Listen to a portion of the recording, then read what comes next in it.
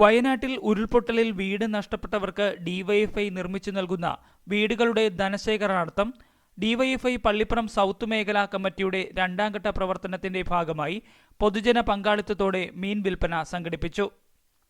പള്ളിപ്പുറം ഒറ്റപ്പനയിൽ നടന്ന പരിപാടി ഡിവൈഎഫ്ഐ കേന്ദ്ര കമ്മിറ്റി അംഗം ആർ രാഹുൽ ഉദ്ഘാടനം ചെയ്തു. ഇതിന്റെ പശ്ചാത്തലത്തിലാണ് റീബിൽഡ് വയനാട് എന്ന പേരിൽ വിപുലമായൊരു ക്യാമ്പയിൻ തീരുമാനിച്ചത്. ആദ്യഘട്ടത്തിൽ വീട് നഷ്ടപ്പെട്ട 25 പേർക്ക് 25 കുടുംബങ്ങൾക്ക് വീട് വെച്ച് കൊടുക്കാനാണ് ഡിവൈഎഫ്ഐ പ്രഖ്യാപിച്ചതെങ്കിലും ഇപ്പോൾ ഈ ക്യാമ്പയിൻ ആരംഭിച്ച് മുന്നോട്ട് പോകുമ്പോൾ 25 വീടല്ല, ഒരു 100 വീടെങ്കിലും വെച്ചു കൊടുക്കാനുള്ള ധനസമാഹരണമാണ് ഡിവൈഎഫ്ഐയുടെ പ്രവർത്തകർ ഇപ്പോൾ നടത്തിക്കൊണ്ടിരിക്കുന്നത്. ഞങ്ങൾ വിചാരിച്ചതിനപ്പുറത്തേക്ക് നമ്മുടെ പ്രവർത്തനം മുന്നോട്ട് പോവുകയാണ്.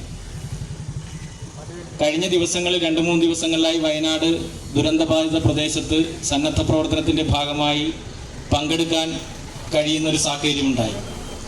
ആ പ്രദേശത്ത് പോകുമ്പോൾ ഏകദേശം ഒരു 3-4 കിലോമീറ്റർ ദൂരം ഒരു വാർഡ് തന്നെ, ഒരു 500ഓളം വീടിൻ്റെ അടുത്ത് ഒരു വാർഡ് തന്നെ ഇല്ലാതാകുന്ന നിലയിൽ നമ്മുടെ ആ നാട്ടിലെ പ്രദേശമാകെ നാമാവശേഷമാകുന്നൊരു കാഴ്ചയാണ് നമുക്കവിടെ ചെല്ലുമ്പോൾ കാണാൻ കഴിയുന്നത്.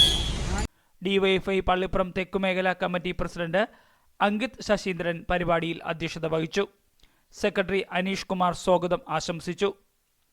DYFI Cherthala block secretary Dinu Venu, president Dhanesh Kumar, C Shyamkumar, Anupriya Dinoop, Jismi K Janardhanan, P R Harikuttan, T S Sudheesh, P R Roy, D V Vimal Dev എന്നിവർ ആശംസകൾ അർപ്പിച്ചു. City media, Pallippuram.